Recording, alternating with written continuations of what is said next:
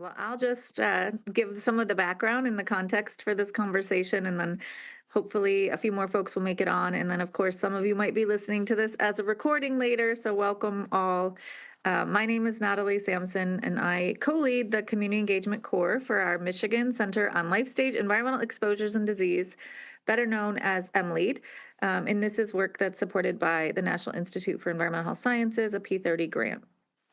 So welcome. Today we're going to be talking about learning and living with wildfire smoke, creating clean air environments through youth participatory action research.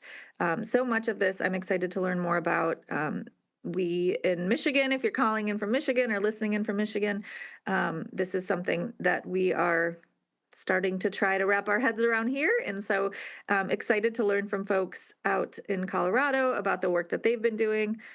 Before we do that, I also just want to call out that the work we do is very much guided by our action board of several different partners who guide the community engagement core. So Eastside Community Action Network, Detroiters Working for Environmental Justice, Detroit Health Department, Michigan Department of Health and Human Services, Sierra Club, We the People Detroit, Detroit Hispanic Development Corporation, Ecology Center, Chas Center, Green Door Initiative. We have so many amazing partners who set the priorities for the conversations we have here. And so I just really want to recognize them.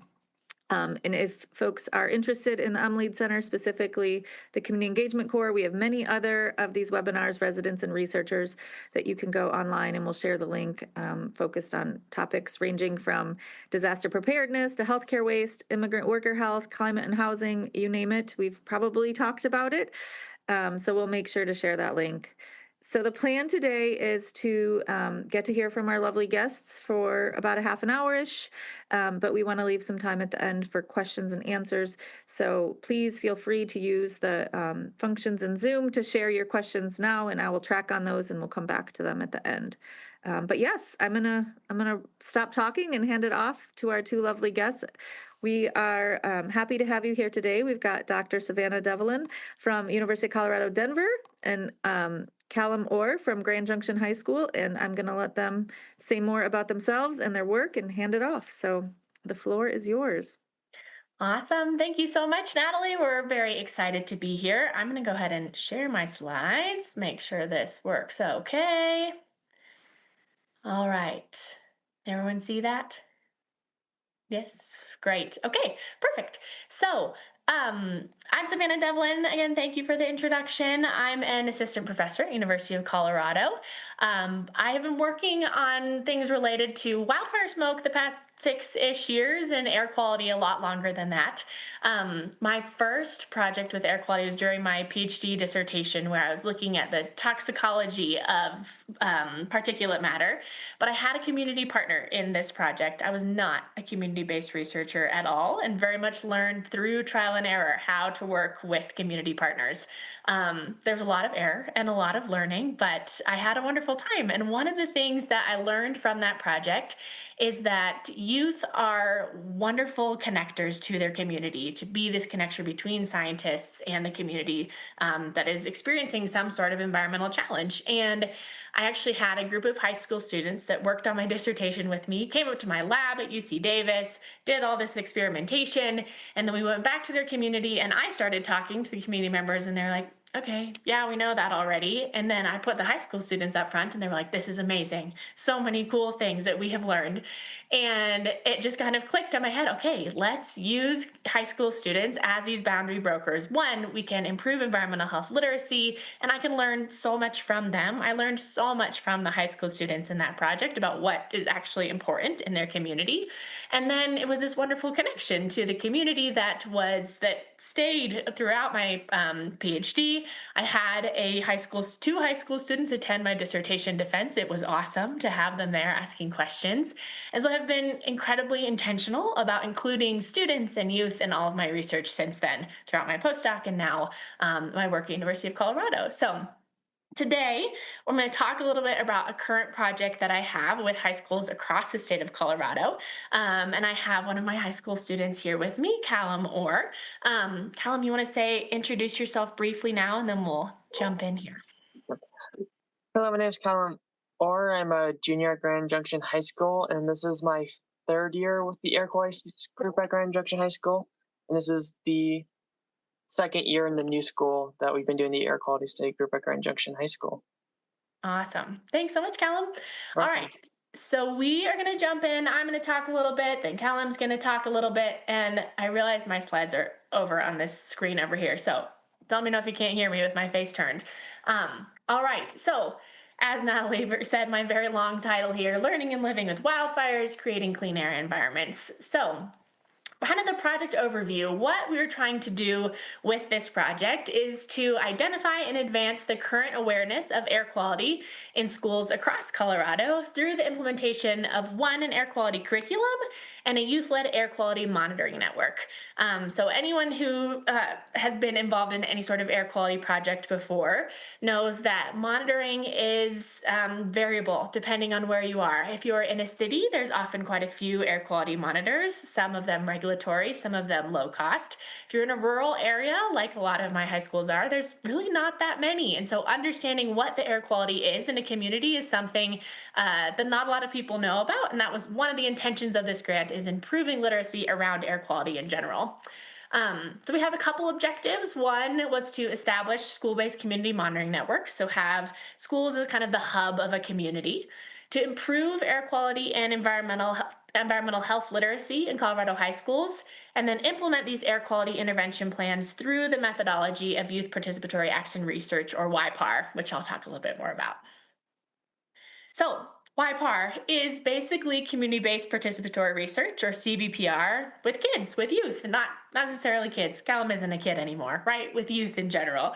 And I really like the UC Berkeley definition of what YPAR is, which is an innovative approach to positive youth and community development in which young people are trained to conduct systematic research to improve their lives, their communities, and the institutions intended to serve them. Hopefully Callum thinks we're doing that. That's what we're trying to do with this project here. So kind of the methodology. So what we have been doing over the last 3 years, as Callum said, this is a 5-year grant. We're in the middle of year 3 right now. The first stage was recruitment. And for anyone who has done CBPR, you will know that recruitment takes an exceptionally long time. And so I spent pretty much the first year of my grant understanding what schools wanted to be involved, how I could get teachers on board, how I could get students on board. And I started from using the Colorado Enviro screen, which I'll talk about in the next slide, but basically looking at communities that are environmental justice communities and those that are in regions of the state that are more impacted by wildfires than others. I looked for high school freshmen, so Callum was one of those, freshmen and sophomores with an interest in environmental health or environmental science in general. And then we started to develop these student research cohorts at each of the schools. So some of them were in classrooms, so I would just go into a biology class or environmental science class, and others were kind of pullouts of students into their homeroom or into other times throughout the day. So recruitment took a long time. And then we started to work on experimental design, which in that first year was a lot of air quality 101. So air quality is not something that is normally taught in high schools unless you have an AP environmental science class or a teacher who is interested in it and so throws it into another science class. So we spent the first year-ish kind of talking about air pollution, what the air quality index is, where carbon dioxide comes from, where particulate matter comes from, and we did a pre-survey, which I'll talk about again, to kind of understand where students were at as far as understanding air pollution. We created partnerships with the Colorado Department for Public Health and Environment and also local public health agencies. So I actually just this week had the local public health agency in my county reach out to a bunch of schools and say, hey, we're interested, let's make this happen, which was all from this LPHA that was excited about our work. Then we did some mobile monitoring. So we used Atma tube monitors, which are these little mobile, they're about the size of a cell phone. You can attach them to a backpack or carry them around in your hand and understand kind of where are the hot spots in the schools, where are places we should be concerned about air pollution. And then the students really took over as far as study design went. Where did they want monitors to go and why? And Callum's going to talk a little bit more about that at Grand Junction High School in a few slides here. And then we placed the monitors and started to ask some questions based on the placements. We are kind of in the process of the next two steps here, which is data collection and analysis of our data. Data collection is ongoing through the 5 years of these studies. So the monitors we put up are going to stay at the schools for as long as the schools want them. We have both indoor and outdoor monitors. We're collecting particulate matter, carbon dioxide, NOx, and TVOCs. And we also, from my side of data collection, am collecting Likert style surveys to measure student progress as far as understanding air pollution. And then I'm interviewing teachers and administrators to understand kind of what the impact of this work is on their school as a whole. And then finally, we're doing some analysis right now, both of student surveys and of the air quality data itself, and starting to think about intervention plans. So, where are we working in Colorado? I have 5 schools at the moment, really spread across the state. And like I said, I'm really looking at schools that are most burdened as far as exposure to wildfire smoke and other air pollutants. So the western slope schools, so the western side of Colorado here, this public high school is Grand Junction High School, which is Callum School. And then I have another public high school and a hybrid high school on the western slope. And then I have 2 front range schools. So one kind of out by the Denver airport, which is a lot of industry pollution there. And then one in Pueblo, Colorado, which is a lot of agriculture pollution and a lot of wildfire pollution as well. So, what did Air Quality 101 look like? Talked a lot about PM. I asked the students pretty much every day what PM stands for. They've gotten pretty good at responding quicker now. We talked about what the air quality index is, what these different colors and numbers mean, what the difference is between an air quality index number and an actual concentration number of air pollution. Talked about what the sources outdoor and indoor of air pollution are, and then talked quite a bit about wildfire smoke and how that impacts communities across Colorado and across the US. And these are the questions that we start with just to kind of get a baseline understanding of, is air pollution even on students' radar? So understanding components, sources, health effects, thinking about personal and community interventions, and then do they even know what the air quality index is? And most people don't. So, the air quality monitors that we are using for this particular study are called air gradient monitors.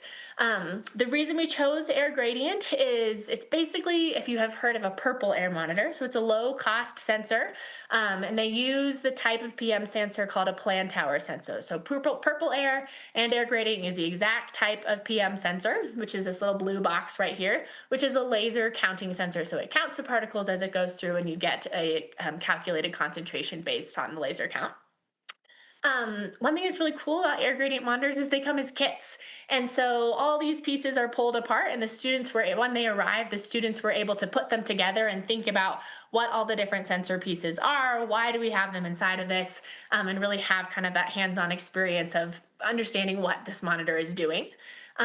And they also have a really great online platform that is very accessible for the students and the teachers. So you can see in the bottom of the screen here, this one, I don't know if this is not the Grand Junction data, but from one of my other schools, where you're looking at outdoor data in the top left-hand corner, and then both indoor PM and indoor CO2 that throughout the day is kind of is real-time data is coming through. So students can log on at any time and see what the air pollution is in the different places they put the monitors, both outside and inside, and you can analyze the data on this platform or just download the data for your own analysis, and it's very user-friendly, which is nice. It's also completely open source. So if any student wants to go in and check out how the monitor is built, how the platform is built, there's all the open source data is available on Air Gradient, which is one of the things I love about it. So the data is out there for people to figure out.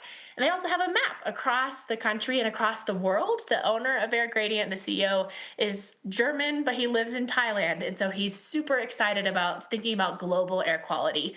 I've met him several times, and the more I talk to him, the more excited he becomes about community-based projects, and has this whole movement about really making sure that whoever owns the monitor gets credit for it on the map, and you can learn about each of the different community-based projects. So I would encourage you all to go explore the Air Gradient map. It's some really fun data and information on there.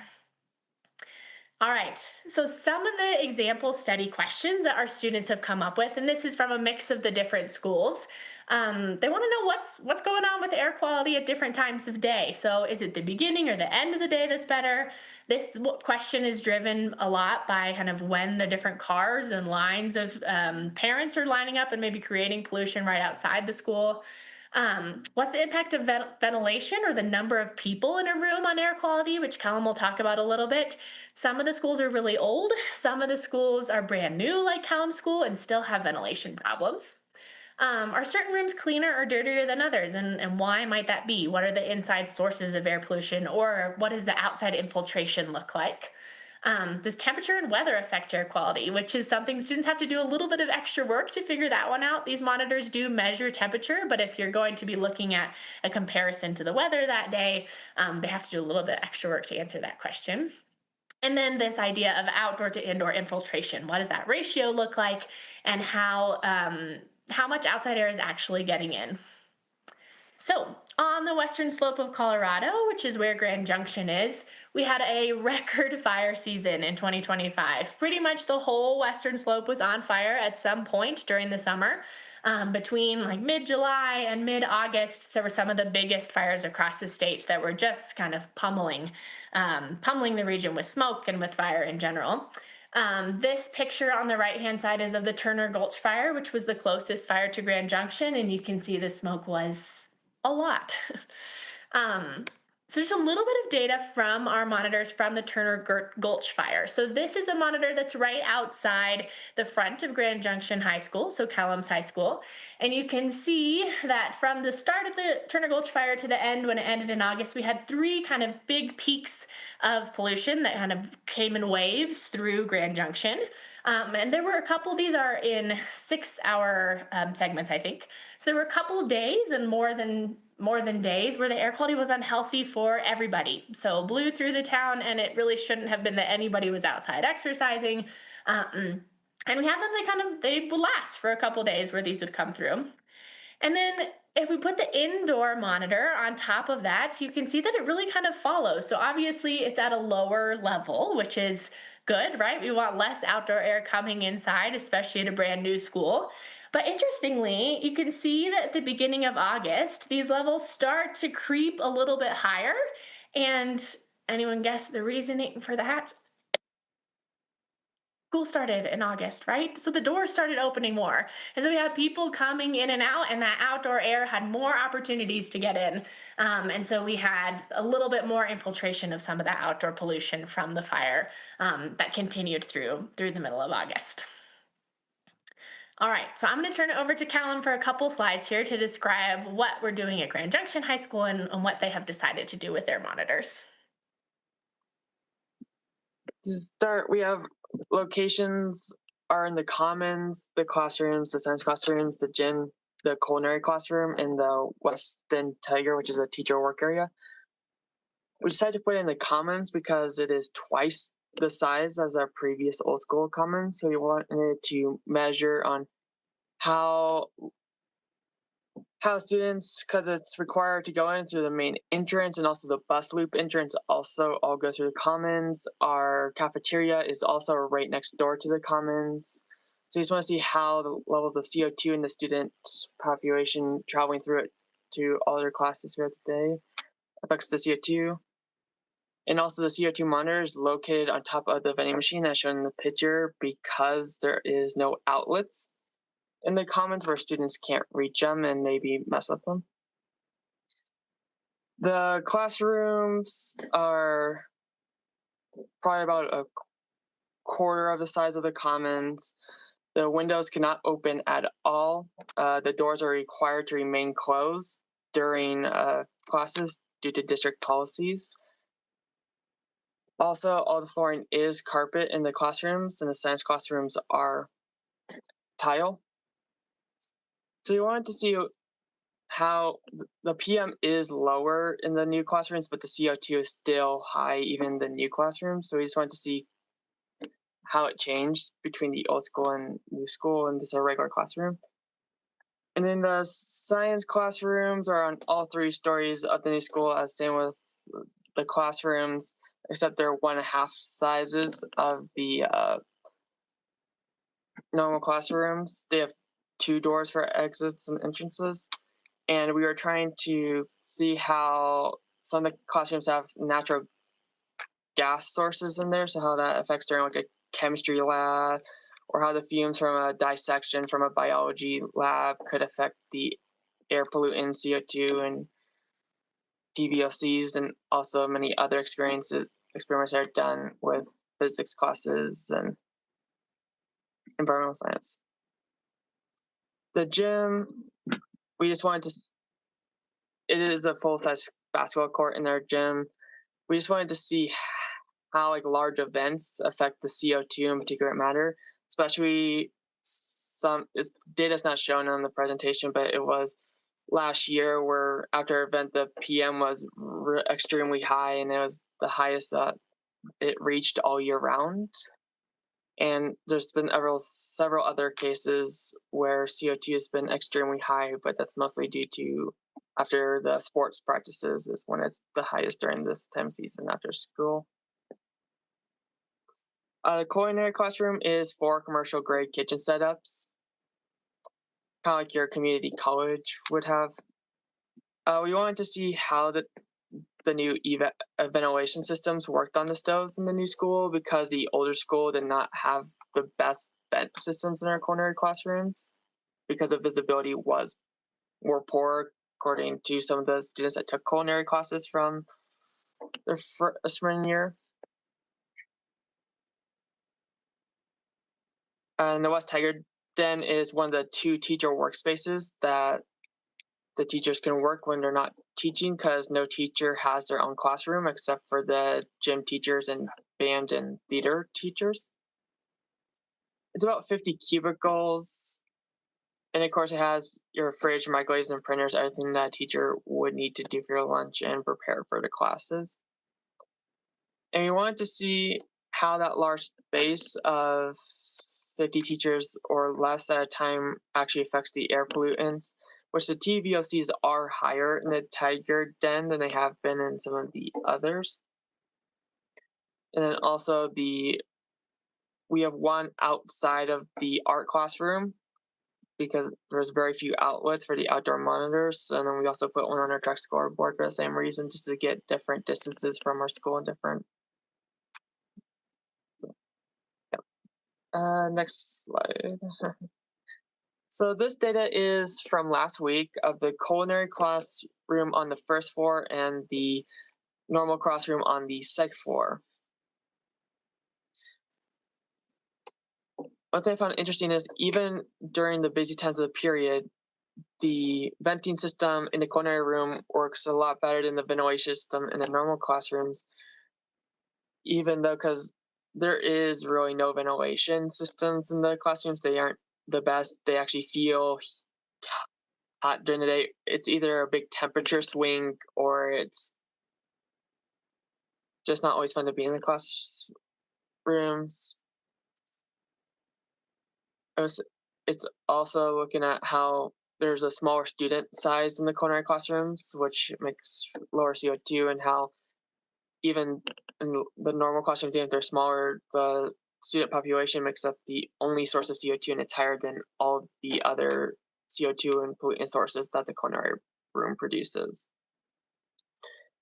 And then it's a normal day, the visibility is decent in classrooms, especially at the beginning, but sometimes towards the end, you can notice that the classroom's a little harder to see, and you kind of can feel it at some days with the air pollutants being really high during the winter seasons, and where everything's like congested. And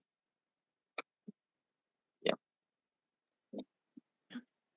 Awesome. Thank you so much, Callum. So hopefully You're that gives welcome. you, oh, go ahead. You good? You're welcome.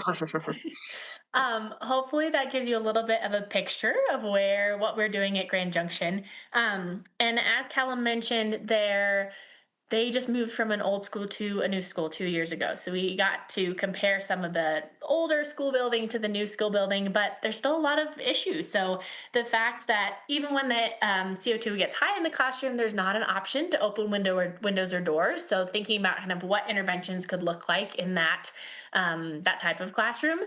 And yeah, that the class sizes are different, that the carpet versus tile, like there's a lot of different variables that the students are thinking about as far as what might be leading to different levels of pollution, both CO2, PM, and TVOCs throughout the school day. But it is kind of cool where you can see so clearly just in a day when there are students in a classroom that it goes up and down throughout the day, and the monitors are pretty sensitive in that sense.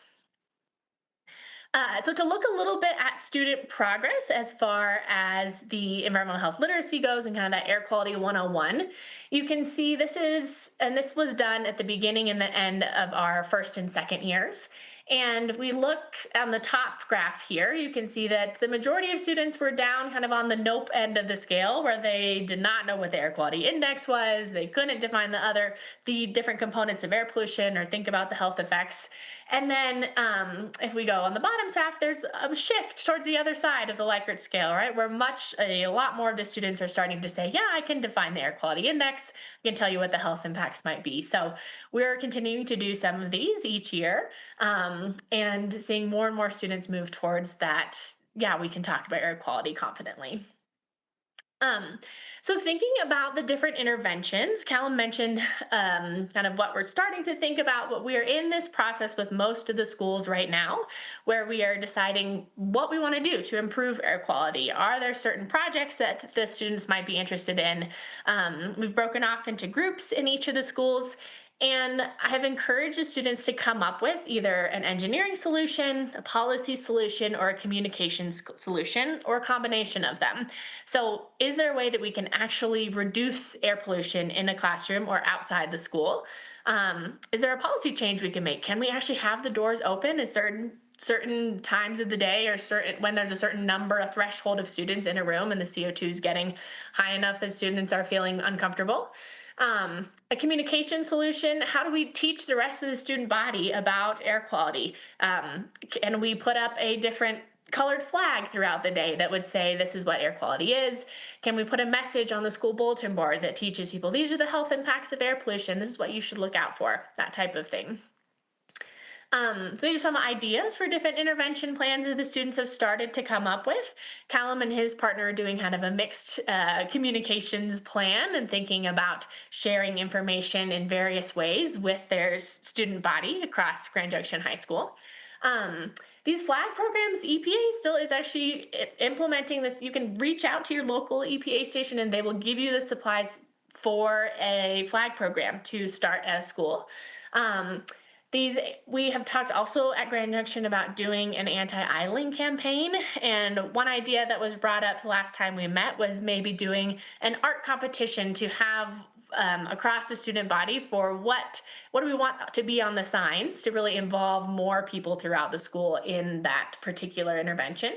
And then students have been thinking about these box fan filters, these Corsi Rosenthal boxes, which have gained popularity quite a bit in the last 5 years. They work incredibly well as far as cleaning a classroom goes, especially if it's a contained space. And they're pretty easy to make. They're kind of fun to make. And so we'll definitely probably have some of those at Grand Junction and the other schools as well. And then kind of figuring out how to add the data from our schools to data that can be accessed more broadly across the community. So Colorado's Department of Public Health has their own map, but these are all regulatory monitors. So like I said, Air Gradient has their own map, Purple Air has their own map. And so we've been kind of thinking through how do we want to share our data with the community and what's the best way to do that. One really fun thing that we did at the end of last year, and I think we'll probably continue to do to get students thinking about an intervention plan, is this air quality game, which was co-developed with myself and CDPHE. And basically what it does is it presents all these different scenarios that are happening. So students come in with a pre-existing condition, like the ones listed on the screen here, where they have a commute, they have trouble accessing information, they have a dog with eczema, so there's a lot of other pollutants around on the ground that you wouldn't normally have. And then they're presented with different situations and have to invest in different interventions that protect themselves and protect the community. And then you go through a series of rounds and you see if your community is able to make it through 10 rounds, based on what investments you made as a community and for the individuals that maybe have asthma or have a train track near their home. And so that game has been really fun to do with the students. I've done it with a group of community members, with a group of professors at University of Colorado. If anyone's interested in access to it, let me know. I'm happy to get that. But it's a good way to just get people thinking about all the various scenarios and how air pollution impacts different people in completely different ways, depending on where they live, where they work, how old they are, what pre-existing conditions they may have. So kind of where we're at the moment with these schools, is we're doing kind of a staggered curriculum and intervention and monitoring plan based on the different schools. It has worked best with the curriculum to do it as a project-based learning unit. We tried in the first year to just go into classrooms once a month and teach various different things about air pollution, which worked okay, but it's hard to keep a continuous group of students. It's hard to keep a continuous group of teachers, honestly. And so having kind of a short and sweet PBL is something that has worked really well with schools, where there's a problem that is presented, the students work through looking at the data, looking through all the different resources, and then they present an intervention at the end. Grand Junction has honestly been kind of a combination. I have some students that are doing a PBL, some students that are in this air quality cohort that Callum is in that have been wonderful and continuous across the 3 years. But one of the other schools have a short PBL where I'm working with students kind of more on a one-off basis. And then what we're doing right now with Callum and with a couple of the other schools is we're coming up with these intervention plans. So we are creating proposals. The students are creating proposals that we will share with the school administrators and teachers and decide which of the proposals we're going to move forward with and what resources and supplies and permissions they need in order to do that. And then I'm going to work on interviewing teachers and staff in this next year to kind of understand, hey, is this having an impact at all? Is anyone talking about air quality anymore? Are the students talking about air quality or environmental health anymore? And have gotten some really wonderful feedback from teachers already. And one other thing I didn't write up here is that Colorado this year, the last 2 years, has had a Colorado Seal of Climate Literacy, which is something that can go on the diploma of Colorado high school students. And it is being implemented more and more in high schools. I think this year will be the first graduating class of students that have it on their diploma. And basically the students have to take 2 classes that teach something about climate science, and then they have to have a project on top of that. That this air quality project, being part of the cohort like Callum is, counts for that project. So them kind of coming up with the intervention plan and implementing that plan will count as their capstone or their project for the Seal of Climate Literacy. Callum, the overachiever, is doing 2 different capstones. 3? Are we at 2 or 3 now, Callum? You have a lot of projects. 3. 3. He's got a lot going on, but excited about air quality, which is great. And then what we're doing also is, because we have this continuous source of data, as we're working with students to take the different data points, looking at specific fire data, looking at specific classroom data, and analyzing that to really understand where are the points where we can have the biggest impact by putting in an intervention either outside, inside, or kind of across the community more broadly. And that is the end of our talk today. I'm gonna actually share one more screen with you all because there's some interesting classrooms at some of the other schools. I'm just gonna show a little bit more data because it's fun. And then we can move on to questions. But this is the air gradient platform, and this is one of the classrooms at my oldest high school. So this school is actually in an old house, and if we thought ventilation at Grand Junction was bad, this school is out of control. And the CO2 levels in the classroom get to between 2,000 and 2,500 ppm every single time there are students in this particular classroom. And again, you can kind of see the cadence of when there's more students in a class versus less, but when class times are. This is over the last month.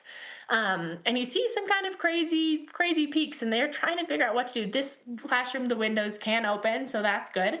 But there's not a lot of information that's shared from this dashboard to the particular teacher in this classroom yet. And so that's something the students are working on as well, just this communication campaign to, hey, when the levels are getting high, when you see that little monitor blinking red or purple, let's do something about it. So really figuring out how to take action there. And we see similar numbers across this school.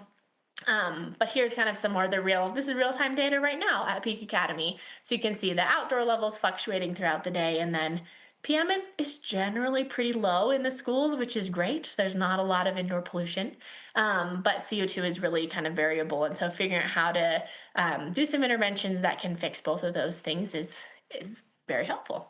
All right, I'll stop sharing and get to questions here, but here we're happy to answer questions and really happy to be here. So thanks so much for having both Callum and I.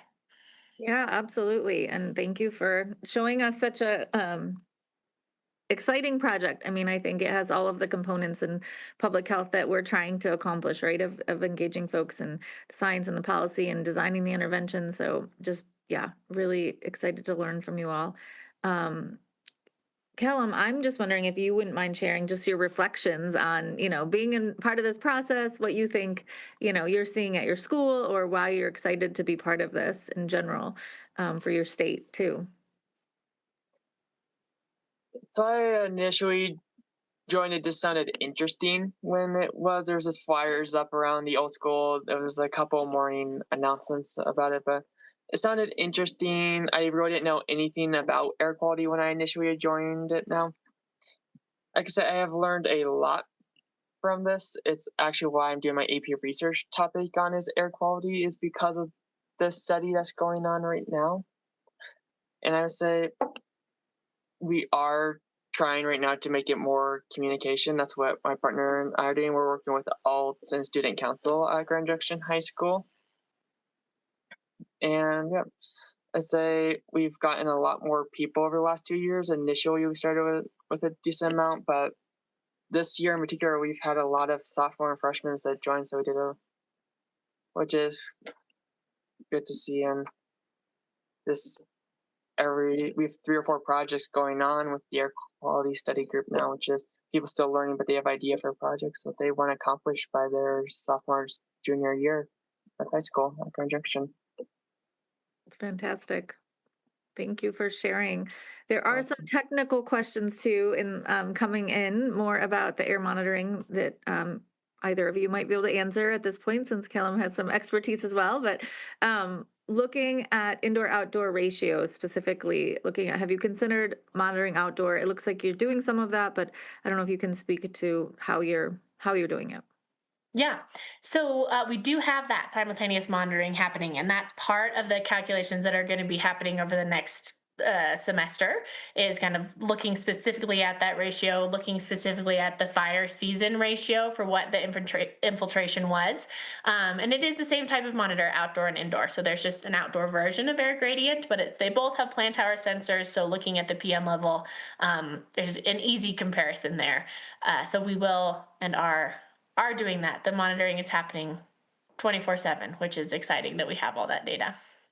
And we also have a really great IT person at Grand Junction who helps us when the monitors go offline, which is not infrequent. And as Callum alluded to in his slides, most of the time it's because a student wants to use the power block, and so they are still stolen. And we have a whole pile of power blocks to be replenished as that happens throughout the day. And so we try to find places for the monitors that are inaccessible, but you also want them to be in places where students are. And so it's an interesting balance of a protective space and a important to study space. And then another question is specifically talking about air filters, and so how that has factored into how some of the schools might be trying to address the air pollution. I don't know if you want to speak specifically to the types of filters, or if the schools have been using them. Yeah. So that's something we're checking in on. We have talked about how MERV 13 filters are preferable, and we want schools to be using MERV 13. Some of my schools are, not all of them. I don't actually remember if we have looked specifically at Grand Junction yet, but we have talked to the facilities people about this project. They actually help us quite a bit in putting the monitors up, especially if they're in a higher location. And so that is something that a group of students may take on, is looking. We have one group of students that's more interested in looking at kind of the a physical thing that they can do, an engineering solution. And so changing out the different types of filters is something they have come up with, and we'll see what they find in that case. Yeah. Yeah. And has anybody made the connection? So there's another question here about, early COVID, we started thinking about sort of Mm. what role these filters play and this kind of intersection between illness, infectious illness, and air pollution. So is that something that's come up in any of the groups? Yeah. So one of the schools, not at Grand Junction, but one of the other schools that I am working with, they were partnering with CDPHE during COVID to get a bunch of indoor air cleaners. And so actually every single classroom in that school was gifted by CDPHE an indoor air cleaner to help during COVID. But when we came in and started looking at these air cleaners as part of the air quality projects, the students and I found that many of the filters still had the plastic on the inside. Many of them, they had never changed the filter or just never turned them on during the day. And so that's where this communication campaign is exceptionally important. If you're going to have these air filters, they have to be used and maintained properly. And we've talked about that as far as if we want to use indoor air cleaners as an intervention plan, which some of the students do want to do, making sure that that maintenance plan is part of that as well. And a lot of them, teachers don't turn on because they're loud or it is too much of a hassle to think about changing the filters. And so how can we make that an easy ask is something we're thinking about and working on as well.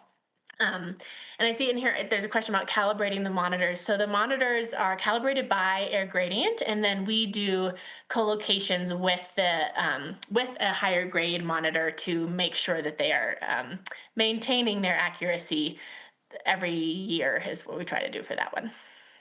Great. This question could be for either of you. I have many, many questions. If others in the audience want to chime in, keep sharing. But just, it sounds like working with all of these amazing young people has improved the science. I'd be curious for some examples of how that might be the case, just in terms of the questions you asked or modifications you made, or actually getting into the schools. How has this partnership made the science stronger? Do you have anything to say on that? What do you guys think you have put into it? And then I'll answer. I would say we're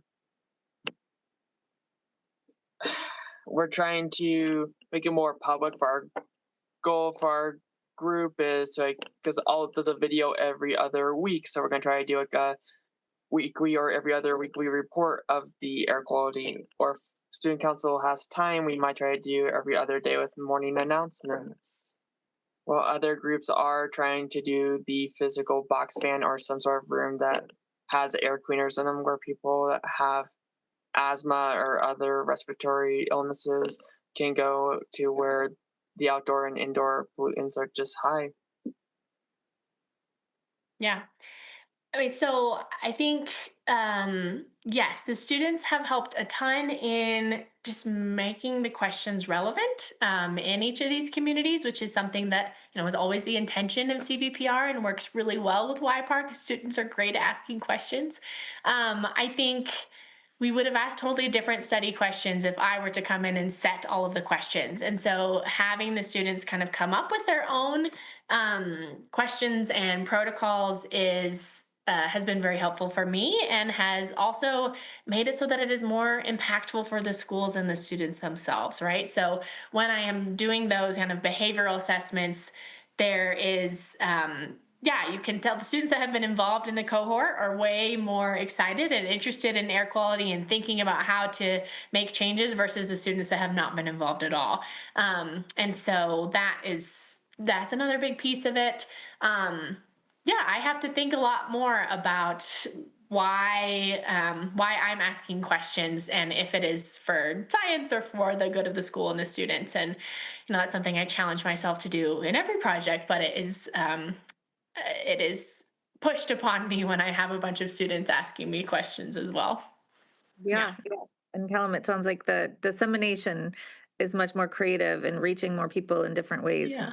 with the students involved. So that's fantastic. Have you all had a chance to bring any of this in front of administrators, decision makers, policy makers, or is that in the next steps? I'm curious. That's kind of the next step. At Callum's High School, we have an awesome administrator who comes every time. Sometimes he brings donuts, which is always helpful. But it depends on the school. So is he a vice principal? I don't actually remember what his role is, Mr. Burek. I think he is Yeah. a vice Anyway, principal. he's great. And so he's already been kind of involved, but the next step is the students are creating these proposals that we will put in front of the full administration. And then at another school, they are creating a presentation for their school board. So we're kind of moving up the ranks as it goes. And then, like I said, we do have those relationships with local public health and with CDPHE that will hopefully get to in kind of the next stages of implementation and dissemination as we're working together here. That's great. Yeah, you have accomplished a lot in a short time period, especially partnership with schools. I know they have a lot of competing priorities, so it's really amazing that you've been They do. And I think, yeah, I mean, just a word of wisdom to anyone else trying to do this work is to be exceptionally flexible. I had a very clear idea of how I wanted it to look in each of the schools, and it's so different. The cohort model did not work at every school, and going into the classrooms was what was needed. And then it didn't work the next year because we had different teachers. And so just knowing that it is going to change a lot and being okay with that is a big piece. Yeah. Few more Yeah. questions here. One is, has this shaped any of the students? Are you tracking on how they might be thinking about their careers now? Mm. Obviously, we have one here who could speak to that, but just in general, is that something? And then there was a plug for anyone who wanted to consider University of Michigan, since we are hosting. Um, yeah, I don't know if yeah, you're so this hearing is from something I students. will be tracking as the students finish up. And like I said, we'll have 2 students this year graduating with the seal of climate literacy, which is exciting. And then, yeah, I don't know, maybe Callum, has this influenced your future career path at all?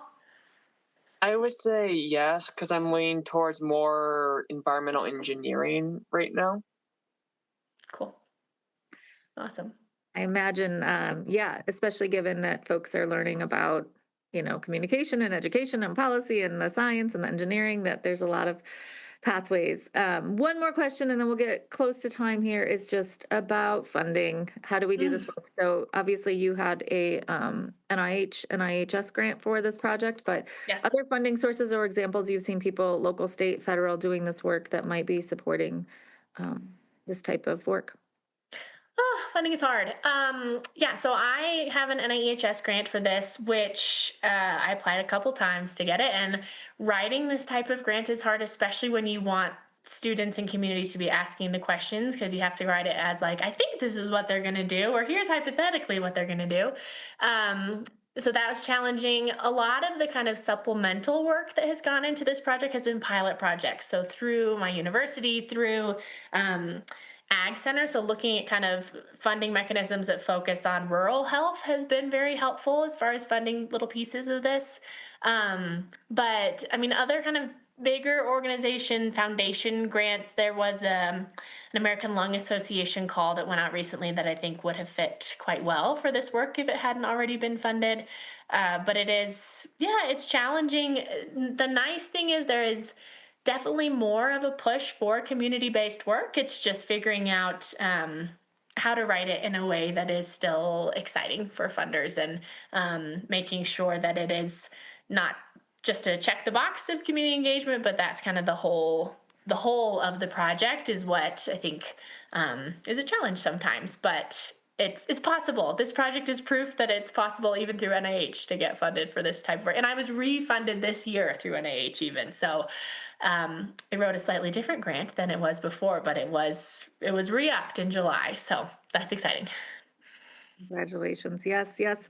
Well, we are at time, and Callum, you might need to get back to school. So we appreciate you taking time for this, and both of you for all your wisdom and sharing out. And yeah, thank you too, and for all the good work you're doing. We learned a lot.